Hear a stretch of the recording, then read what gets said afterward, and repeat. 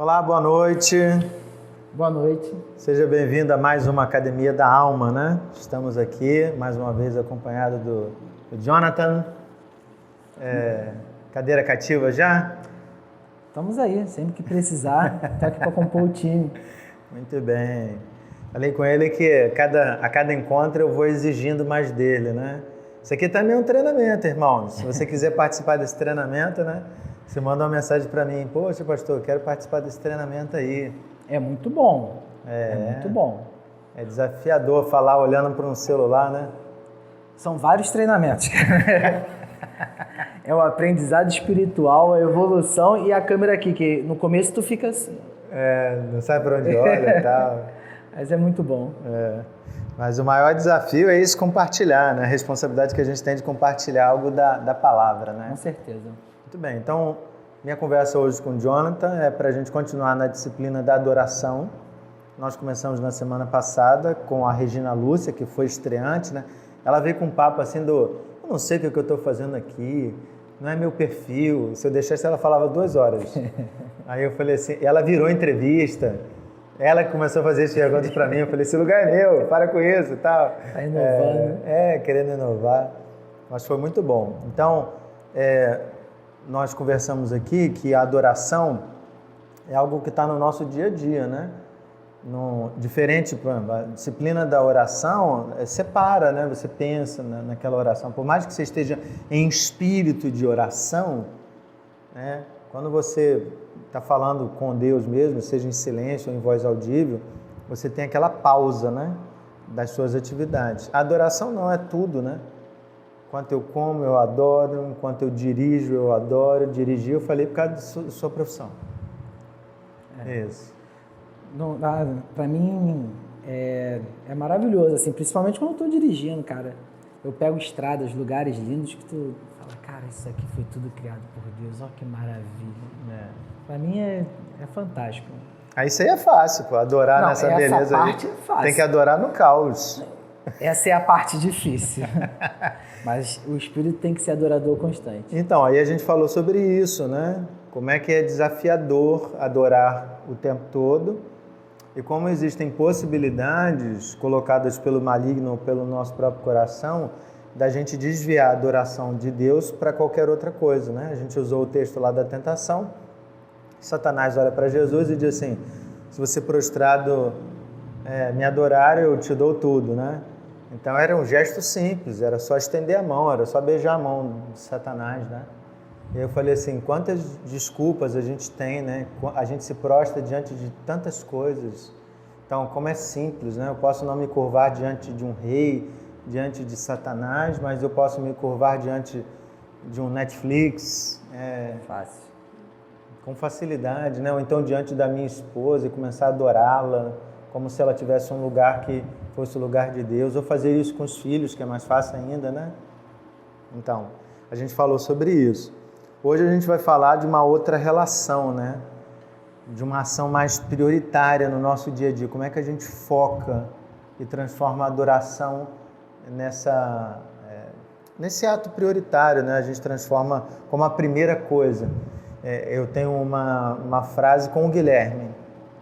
Meu filho, ele é muito disperso, né? Diferente da Ana Júlia, né? A Ana Júlia é muito focada. São 2 atenções diferentes que eu tenho que dar. Então, o Guilherme chega em casa, ele quer contar sobre tudo, mas ele esquece que ele tem trabalho de casa e ele fica envolvido, ele quer brincar, ele quer ver televisão e tal. Ele valoriza os 11 anos que ele tem. E aí eu olho para ele e falo assim, meu filho, qual é a regra? E ele já sabe a frase. A frase é, as primeiras coisas primeiro. Então, qual é a primeira coisa quando chega da escola? Tirar a roupa da escola. A segunda coisa, almoçar. Então, eu tenho que lembrar ele, as primeiras coisas primeiro. Então, senão desfoca, né? Então, o nosso desafio aqui vai ser pensar na adoração como essa primeira coisa que a gente tem que fazer, ou a nossa prioridade. E para isso, vamos usar o texto de Marcos 12, de 28 a 30, que aparentemente não tem nada a ver com isso, né? Eu te juro que quando eu fui pesquisar, eu falei, esse texto mesmo? Será que o pastor mandou errado? Fiquei Porque eu já mandei errado, você sabia, né? Sério? Mandei Pegadinha? a Aline 2 vezes. Eu errei 2 vezes com a mesma pessoa. A Aline falou assim, pastor, eu estudei o texto, mas o senhor tem certeza que é esse texto? Eu falei, não, não é esse. Eu tinha mandado errado. Isso acontece, né? A gente pensa, Mateus escreve Marcos, escreve Lucas. É Marcos mesmo. É Marcos. Esse eu acertei. Marcos 12, de 28 a 30, diz assim: Chegando um dos escribas, tendo ouvido a discussão entre eles, vendo como Jesus lhes houvera respondido bem, perguntou-lhe: qual é o principal de todos os mandamentos? Respondeu Jesus: o principal é: ouve, ó Israel, o Senhor nosso Deus é o único Senhor. Amarás, pois, o Senhor teu Deus de todo o teu coração, de toda a tua alma, de todo o teu entendimento e de toda a tua força.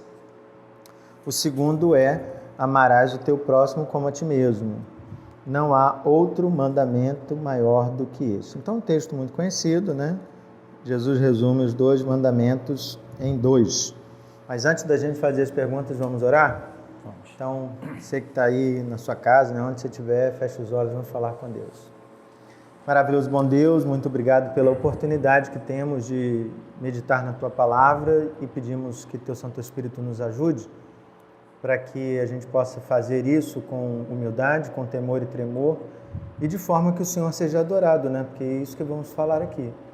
Nós queremos que o Teu nome seja engrandecido.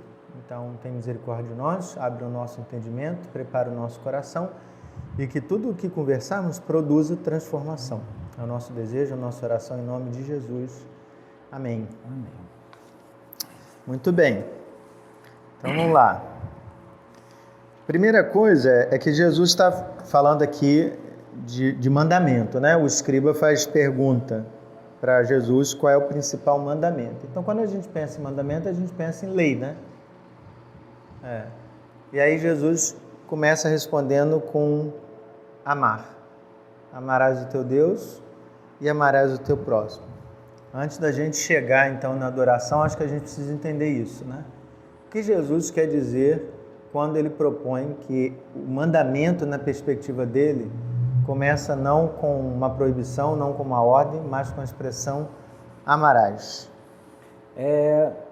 Fica bem diferente do que o texto que vem de Êxodo, né? Com os 10 mandamentos, em que está não. Lá em Êxodo 20 está: não adulterarás, não matarás, não furtarás. Que tem aquele rigor realmente de lei, aquela coisa de é isso aqui, pronto, não faça. Uma coisa simples de ser entendido, não. E quando Jesus ele aborda isso aqui, ele já vem de uma forma já colocando não só como uma lei, uma coisa rígida, mas uma coisa mais relacional. Uhum. E com base no amor, né? Deixou de ser aquela coisa mais de regra, que é não simplesmente, para ser uma coisa relacional, uma coisa baseada mais no amor. Então é interessante, a gente pode começar a pensar que para a gente entender o que Jesus está propondo, a gente tem que entender nessa perspectiva de relacionamento, né? Isso significa, então, que eu não posso olhar a adoração como eu posso isso ou não posso aquilo, mas mais no sentido de isso agrada o meu pai, isso deixa meu pai feliz. A pergunta é outra? Quando a gente tem essa coisa de a regra de não, ou essa coisa muito ditada, a gente fica preso àquilo. Só, e se acontecer alguma coisa fora daquilo, do que está escrito? Como é que você vai reagir? E quando você tem uma base de eu sei o que meu pai quer para mim e eu posso oferecer o que meu pai quer, uma coisa relacional em que eu estou num relacionamento estreito, botando aqui em outros casos assim, um relacionamento com a sua esposa. Tem coisas que ela não fala para você que não gosta, mas você sabe que ela não gosta. Porque você convive com ela, você está ali, então você sabe. E você não faz porque desagrada a sua esposa. Eu acho que da mesma forma é isso. Quando a gente tem esse relacionamento estreito com Deus, a gente acaba fazendo as coisas no intuito de adoração, para agradar. E não simplesmente porque não tem muita gente que fala assim que o crente ele só ama a Deus com medo do inferno, porque tem medo de ir para o inferno. E não é isso. Eu adoro a Deus porque Ele me amou primeiro. É verdade que tem muita gente que está vivendo esse tipo de relacionamento, né? É Baseado no medo. No medo. E não é. Eu adoro a Deus, eu amo a Deus porque Ele me amou primeiro. É por gratidão, não por obrigação. Até porque se você tem medo, você não consegue se relacionar, né? Imagina aí o Adonis vai nascer, né? Sim. Adonis é o nome do futuro, do prometido. O brabo. Isso. E aí ele nasce, se ele tem medo do Jonathan, não tem relacionamento. Não existe um relacionamento. Ele nunca vai falar com você, ele vai procurar a Dominique, ele vai se afastar, ele vai conversar com os amigos da rua, não com o Jonathan, pai, né? Ele tem medo. Então, se tem medo, não tem relacionamento. Mas você estava falando de... Eu lembrei de uma história engraçada e na minha cabeça eu fiz 10 vezes a mesma pergunta. Conta ou não conta, conta ou não conta? Vou contar. A gente precisa lidar com essa coisa, né? Entender de relacionamento, até porque existem muitas coisas que vão acontecer no dia a dia que você não tem nem onde consultar isso, né? Uhum. Eu lembro que uma vez uma pessoa perguntou para mim, eu ia fazer um casamento e ela queria que o cachorro entrasse.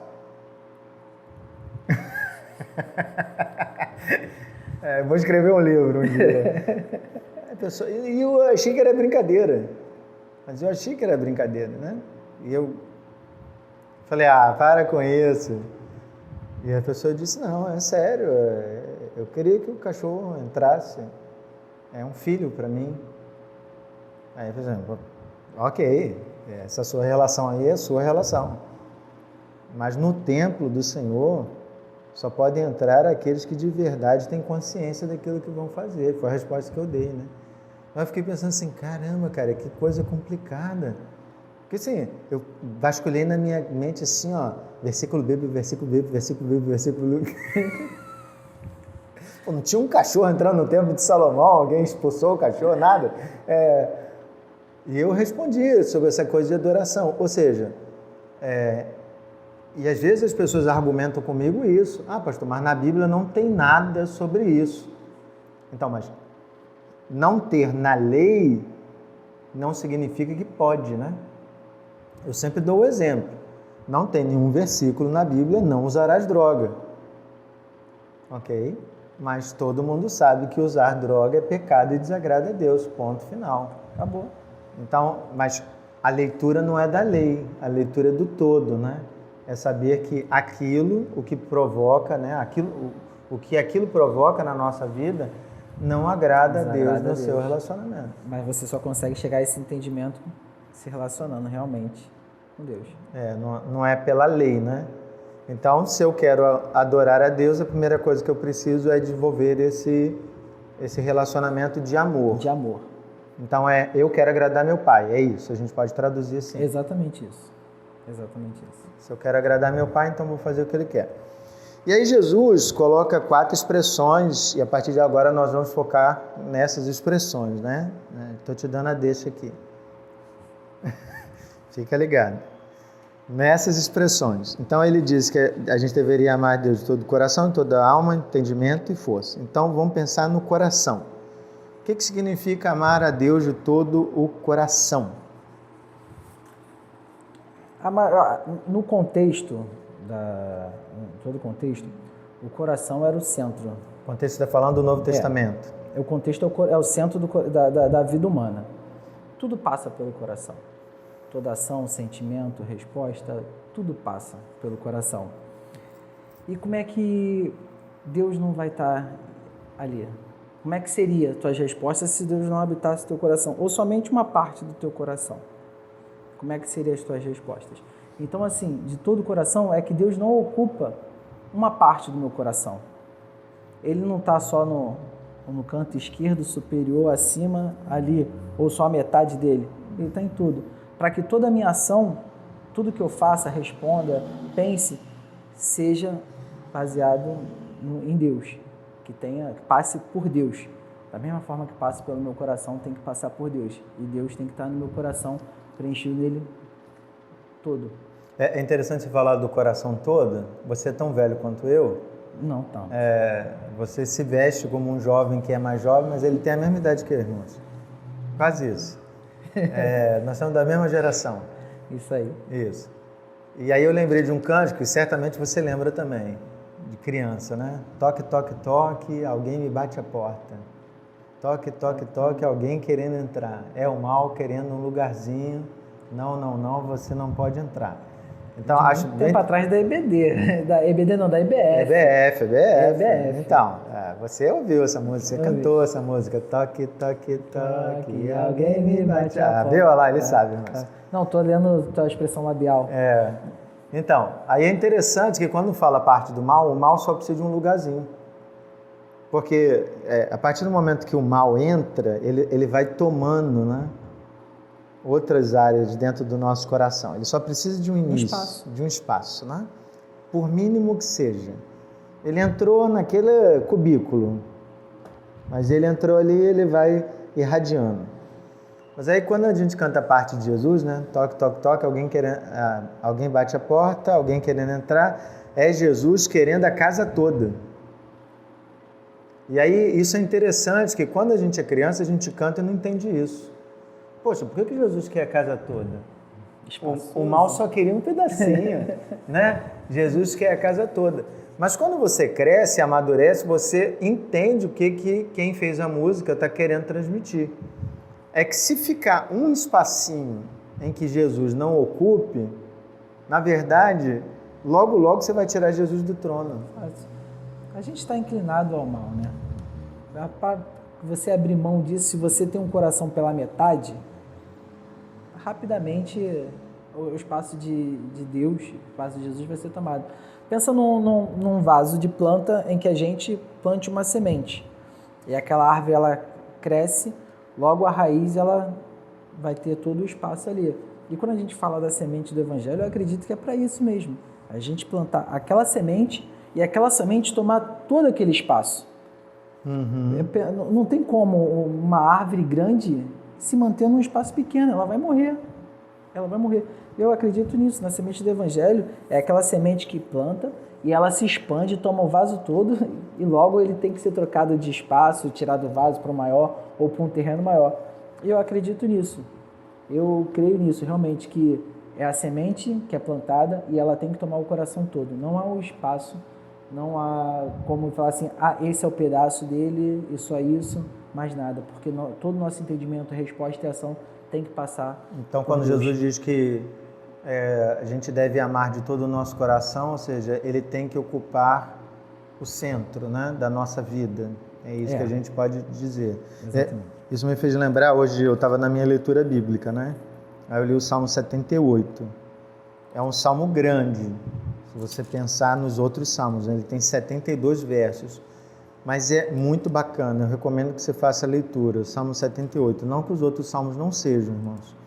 Mas assim, o salmista ele faz uma retrospectiva de tudo que Deus fez com Israel, vai lembrando de detalhes. Poxa, Deus fez isso, e sempre como o povo reagiu à bondade de Deus, assim, com o mal, né? Então ele vai lembrando. Aí tem uma expressão, o que o povo começou a fazer? Versículo 35 até 37. Lembravam-se de que Deus era sua rocha e o Deus Altíssimo, seu Redentor. Versículo anterior. Quando os fazia morrer, então o buscavam. Arrependidos, procuravam a Deus. Então Deus castigava, eles procuravam a Deus. Lembravam-se de que Deus era sua rocha e o Deus Altíssimo, seu Redentor. Lisonjeavam-no, ou seja, faziam elogios, né, a Deus, porém de boca, e com a língua lhe mentiam, porque o coração deles não era firme para com ele, nem foram fiéis à sua aliança. Cara, olha que coisa interessante e que, assim, a gente precisa pensar. É possível que você fale uma coisa que não está no seu coração. Isso é fácil. Entendeu? Então, quando fala de amar de todo o coração, ele está dizendo assim, que as palavras que saiam da sua boca não sejam só daqui, mas elas venham de dentro, né? Elas sejam verdadeiras. Então, o alerta para mim e para todos nós é possível que a gente fale coisas bonitas, coisas que agradam, coisas que são bacanas, mas tudo mentira. É o famoso sepulcro caiado. que por fora está muito bonito, mas por dentro nada presta. É podre, né? É podre. Não tem nada a ver. Bem, então vamos lá. Então, de todo o coração, o centro, as palavras têm que passar, né? Jesus, então, usa a expressão de toda a sua alma. Então, lá no grego, a palavra alma aponta para a base dos nossos sentidos e emoções. O que é diferente do coração, né? O coração é o centro dos pensamentos, né? Os pensamentos, da fala. E aqui a alma está ligada à pneuma, né? Está ligada aqui às emoções, aquilo que a gente sente, a base dos nossos sentidos. O que isso significa para nós, né? Como é que a gente adora a Deus com esses sentidos, então, com esses sentimentos? Esse pedaço aqui, para mim, foi o mais impactante, né? O que falo, assim, trouxe bastante reflexão. Porque você está ali, os sentimentos, a gente tem que ser vividos e sentidos. Uhum. E como é que vai expressar na totalidade, viver e sentir numa totalidade, se não glorifica a Deus? Não tem como. E se isso não acontece, algo tem que ser mudado. E para mim isso foi muito impactante, porque a gente passa às vezes por um turbilhão de sentimentos, de mil coisas acontecendo e a gente sente... Mas isso não impacta às vezes a gente? Não acontece aquela coisa assim? Vamos pensar num ser humano. Puxa, passei uma situação complicada, uma desavença, algo que me aborreceu, e aí, hoje eu não estou no clima para adorar a Deus. Eu já ouvi essa expressão muitas vezes, né? Hoje eu não estou no clima para adorar a Deus. Então, essa é a parte que me pega, porque às vezes a gente está muito revoltado e assim, e a gente quer justificar os nossos sentimentos, de tudo quanto é forma. Eu tenho o direito de estar sentindo isso porque isso aconteceu, tal aconteceu. E a gente não fala, não, cara, esse sentimento não está glorificando a Deus. Não tem... Corta. Exatamente isso. Exatamente isso. Tem que parar ali e falar, não, esse sentimento não faz parte. Se o meu coração é tomado por Deus, esse sentimento não está glorificando a Deus, então não faz parte da adoração. Só que isso é caminhar na contramão do que o mundo está dizendo, né? Porque assim, o nosso tempo é o tempo que as pessoas elas querem essa experiência de culto, de sentir alguma coisa, né? Eu vejo as pessoas procurando comunidades. Por que tem igrejas que estão com parede preta, jogo de luz, né? Porque elas estão produzindo uma expectativa sensorial. Eu não estou aqui nem condenando nem aprovando. O que eu quero dizer é assim, eles estão aproveitando o embalo do mundo, né? Que as pessoas estão vivendo isso, porque o que acontece? É tudo uma experiência. Venha andar nisso, venha sentir isso, venha curtir isso, venha experimentar isso. É sempre uma coisa nova, né? É um suco novo, um hambúrguer novo, uma roupa nova, um som novo, um fone que tem um grave descoberto, não sei da onde, né? Que mexe com o seu 8º sentido, se é que você tem. Então, as comunidades elas estão aproveitando isso, né, e indo nesse embalo. Só que quando eu vivo a partir disso, eu, em vez de controlar meus sentimentos e emoções para que eles glorifiquem a Deus, na verdade, é como se eu pedisse Deus para seguir os meus sentimentos e emoções, né? Para Deus ser compreensivo, porque hoje eu não estou afim. Exatamente. Isso que tu falou, para mim, é punk, porque eu já ouvi, assim, algumas andanças por igrejas, de tu estar numa igreja que tem aquele louvor calmo, de um tecladinho e tal, e a pessoa fala assim, a palavra é boa, mas eu não senti a presença de Deus no louvor. Aí eu falei, mas por quê? Não tem aquela coisa, a bateria, ou a menina que estava cantando, ministrando.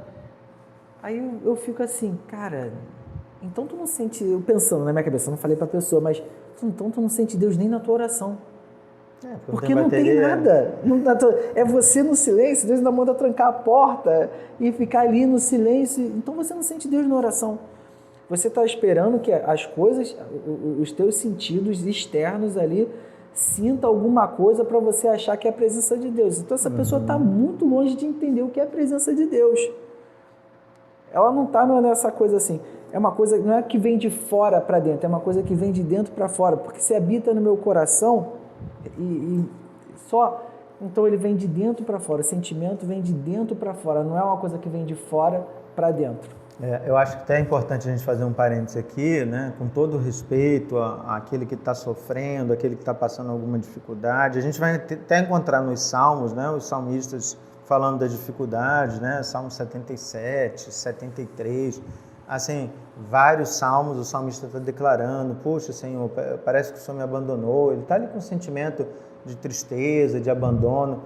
Mas você não vê o salmista abandonando Deus ou parando de adorar a Deus por causa disso. Ele abre o coração, mas ele tenta colocar os seus sentimentos sob domínio. O que a gente está dizendo aqui é que a gente sente, a gente sabe o que está sentindo, mas todo o nosso sentimento ele deve ser colocado na direção de Deus, né? De adorar a Deus até quando eu estou sofrendo. Por que as pessoas ficam maravilhadas com aquela atitude de Jó? O Senhor deu, o Senhor tomou, bendito seja o nome do Senhor. Mas ele tinha perdido 10 filhos. Ele não tinha perdido 10 baratas. Tinham morrido 10 filhos. Então, ele estava triste? Estava. Estava sem chão? Com certeza. Estava.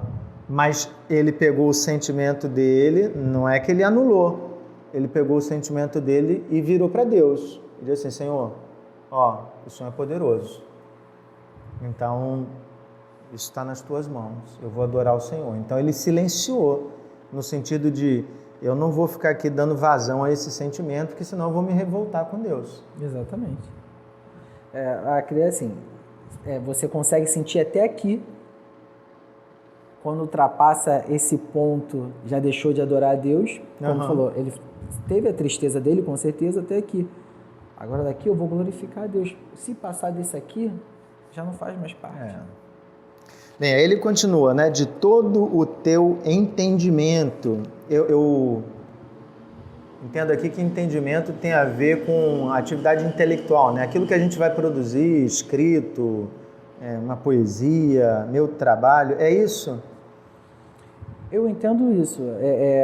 Eu acho que ele deixa claro que todos os aspectos da tua vida tem que glorificar a Deus. Isso em tudo, no teu entendimento por completo, trabalho, escola, o que for, todo o teu entendimento intelectual deve glorificar a Deus. E a gente tem que ter essa postura a todo momento. É como falou, isso até ultrapassa aquela questão de que o culto, a adoração é somente aquele momento da congregação. Da congregação ali, do culto da igreja, público, né? Ele tem que ser externo. A gente cultua e assim, em todo aspecto, em todo momento, tanto no trabalho, escola, ou que seja que for, fazendo as tarefas de casa, a gente tem que estar ali cultuando. Tudo que eu produzo, tudo que você seja produzir um arroz, adorando a Deus. Isso. Senão queima. Seja produzir um texto, seja produzindo um sermão, né? Coisas que estão diretamente ligadas à casa do Senhor ou não.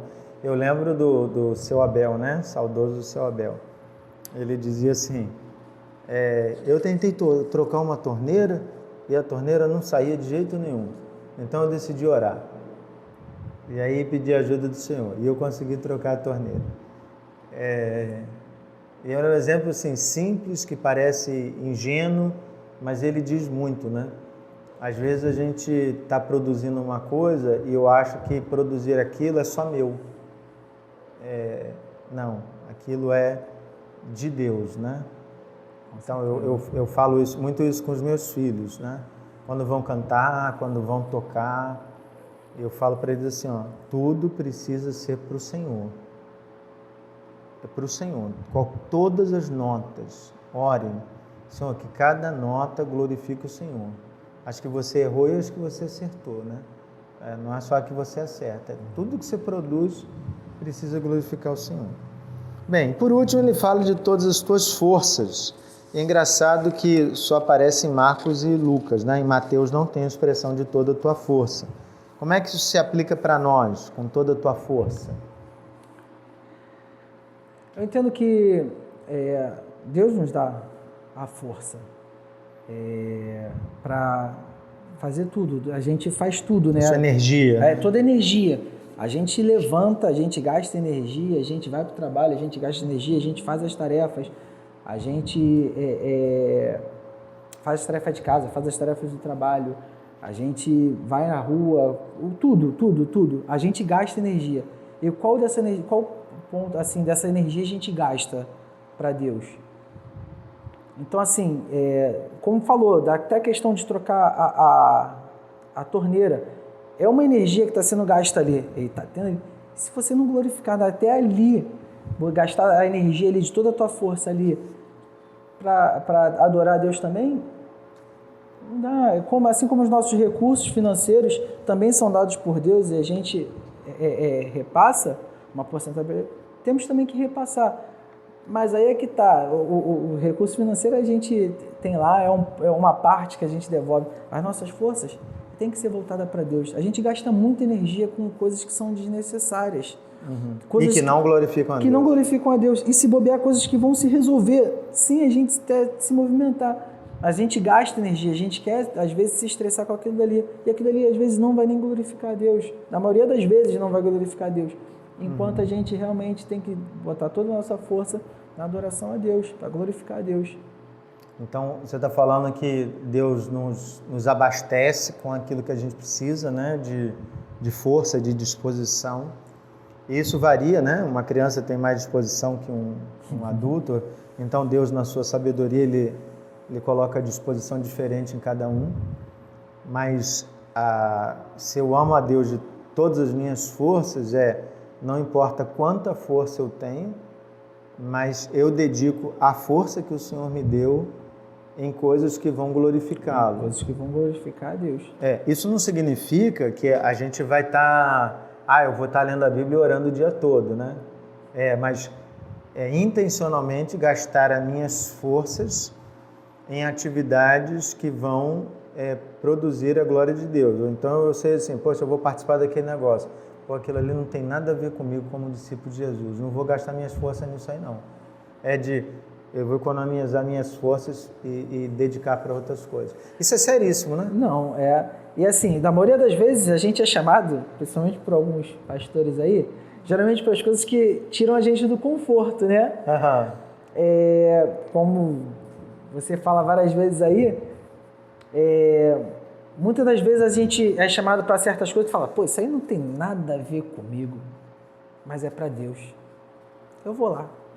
Pô, eu posso realmente chegar lá e não me adaptar, mas eu vou entender. Eu vou glorificar a Deus e eu vou evoluir um pouquinho mais. Eu vou entender mais um pouquinho daquela parte ali. A primeira vez que eu tive contato com o evangelismo, eu falei, cara, isso aqui não é para mim não, cara. E hoje em dia eu me amarro, gosto pra caramba do evangelismo, gosto de estar falando. Mas assim, foi uma coisa que eu me predispus a fazer, que Deus me chamou, por intermédio de alguns irmãos, mas que eu falei, não é para mim, mas eu vou. E cheguei lá, me apaixonei, entendeu? Pelo evangelismo. E eu acho que é mais ou menos isso. E assim, às vezes a gente já está na negativa de, não, isso não é para mim, tem muitos adolescentes, ficam fazendo barulho. Não, cara, mas é maneiro. Vai, se envolve. Se dedica a força aquilo dali, vontade, realmente vai querendo fazer, que as coisas mudam. Lembrei do texto de Eclesiastes, né? Tudo que vier a mão para fazer, faz conforme as tuas forças. Então a força que Deus deu, né? Então, se caiu diante de você para fazer, faz. Claro que você pode talvez não dar toda a sua dedicação, que você tem outras 1000 tarefas, mas coloque a sua força à disposição do reino, né? Às vezes a gente acha assim, puxa, estou cansado, tem coisas para fazer, e eu sempre percebo detalhes de Deus, né? Mostrando assim, valeu a pena aquele seu esforço. Você acha que não valeu a pena, né? Você acha que foi um investimento em vão, mas não foi, E geralmente, assim, às vezes eu tenho esse pensamento, né? Poxa, será que valeu a pena? Tanto esforço para fazer aquilo outro. E aí eu estou pensando naquilo no mesmo dia, no dia seguinte, às vezes eu recebo uma mensagem, alguém diz assim, poxa, queria te agradecer, porque valeu a pena. Aí eu falei assim, pô, obrigado, senhor. O senhor foi generoso, né? Respondeu e tal. E eu acho que é bacana. Então, quando a gente fala de amar com todas as forças, pegar a vitalidade que a gente tem e colocar diante de Deus, né? A gente tem uma oração lá em casa que a gente faz todo dia. Senhor, a gente está nas tuas mãos, né? A nossa agenda é tua. Faz o que o Senhor quiser. A gente tem um plano, né? Ir para a escola agora, depois de trabalhar e tal, mas o Senhor tem a agenda nas mãos, né? Faz o que o Senhor quiser. E isso é desafiador. Mas eu entendo que faz parte dessa coisa da força, né? De colocar à disposição. Eu ia falar isso agora, tu falou desafiador, eu ia falar assim, essa é uma parada que eu ainda acho que ainda controlo muito a minha agenda, que as coisas vão surgindo, eu falo, não, tem que encaixar isso, tem que fazer aquilo, e assim, aí eu percebo que realmente não sou eu que estou controlando a minha agenda, não. E como é que faz para dar prioridade às coisas? Essa é a parte que a agenda para mim, mas eu sei que tem que dedicar o esforço maior a Deus, ou todo o esforço a Deus. E por isso que quando a gente fala de vida devocional, a gente está lá conversando de discipulado, de mentoria, eu sempre falo, se a gente acordou vivo, eu acho que primeiro momento do dia a gente precisa dedicar a Deus, assim, exclusivamente a Ele. Não que a gente não vá dedicar durante todo o dia, né? Uma coisa não anula a outra. Às vezes a pessoa fala assim, não, eu vou ter meu tempo com Deus só no final do dia. Mas no final do dia, para mim, dá o dia de resto de força, né? O resto da minha energia. Então, quando o texto fala com todas as minhas forças, é no momento que eu estou mais... Que a bateria está cheia. Né? Isso, carregado. Por que eu faço 4 horas da manhã? Ninguém me liga, não tem enterro, ninguém pede aconselhamento, é só eu, nem ninguém lá em casa acorda, né? Então assim, sou eu e ele. Então isso é muito bacana e eu posso estar ali inteiro e eu tô novo, acordei, eu tô novo. No final da noite, assim, agora eu já começo a desligar, né? Eu tô nesse horário aqui, quando der 9h30 da noite, o Fábio já não tá mais aqui, né? Tá nos braços do pai. Aquela oração que tu começa, o amém sai no dia seguinte. Já foi, né? Eu só oro Salmo 3, verso 5, né? Eu deito, durmo e acordo porque o Senhor me sustenta. Amém. Amém. Então foi. É isso. Muito bem, então eu vou fazer minhas considerações finais, você prepara as suas aí para a gente encerrar. Então o que a gente falou hoje aqui? Que amar a Deus deve ser tratado como prioridade. Jesus ensinou como fazer isso, né? De todo o coração, com toda a tua alma, com todo o teu entendimento e com todas as tuas forças. Então, coração, centro da vida, suas palavras têm que passar por lá, seus pensamentos têm que passar por lá, não pode ser só da boca para fora, é uma expressão. Nossos sentimentos, eles devem estar submissos à adoração a Deus, então eu não posso deixar que meus sentimentos me levem a não adorar, estou com tanta raiva que eu profiro palavras que não glorificam a Deus, né? Isso não pode acontecer. Tudo que eu faço deve glorificar a Deus, um café que eu passo, um arroz que eu faço, um texto que eu produzo, né? Uma máquina que eu opero, um carro que eu dirijo, tudo deve glorificar a Deus. E por último, com todas as minhas energias, né? Eu tenho que entender que se eu acordo e chego no final do dia, porque o Senhor é que sustentou a minha vida, né? Eu posso fazer atividade física, comer bem, tudo certinho, mas se o Senhor não estiver com a mão ali em cima de mim, eu não chego no final do dia, Com né? certeza. Então, para mim, é esse sentido. Há uma dedicação nessa adoração e todo coração é café, né? Café. Eu passei por isso esses dias nas redes sociais. Coração, alma, força e entendimento. Entendimento. Muito bem. E aí, suas palavras finais? Eu, vendo isso aqui, analisando tudo isso, quando passou a matéria, né? Roteiro. Fala matéria, parece até que eu sou professor, né? Não passou o roteiro. Eu fui lendo e tal. E eu pensei que o objetivo todo mundo coloca que o objetivo da vida é a felicidade. A gente vai chegar na felicidade, ou a gente vai chegar a um estado de felicidade. E eu entendo que a felicidade não é um objetivo, não é um lugar A felicidade é um caminho. O caminho é Cristo. E a forma de caminhar é com a adoração. Esse foi o meu entendimento. Muito bem, muito bem. Então nós vamos encerrando por aqui. Jonathan, ora para nós? Ora sim. Senhor Deus, graças te damos, meu Pai, por esse momento aqui. Graças te damos, meu Pai, porque o Senhor colocou aqui as suas palavras, meu Pai. E que essas palavras possam frutificar, meu Pai, em nossos corações e no coração de todos que as ouviram, meu Pai. Que a gente possa colocar em prática, meu Pai. Que possamos viver em adoração a Ti, meu Pai, verdadeiramente, meu Pai. Que o Senhor possa nos ajudar durante todo o restante da semana, meu Pai. É isso que eu te peço, em nome do Teu Filho amado, Jesus Cristo. Amém. Amém. Boa noite, até semana que vem, até a próxima Academia da Alma. Deus te abençoe. Boa noite.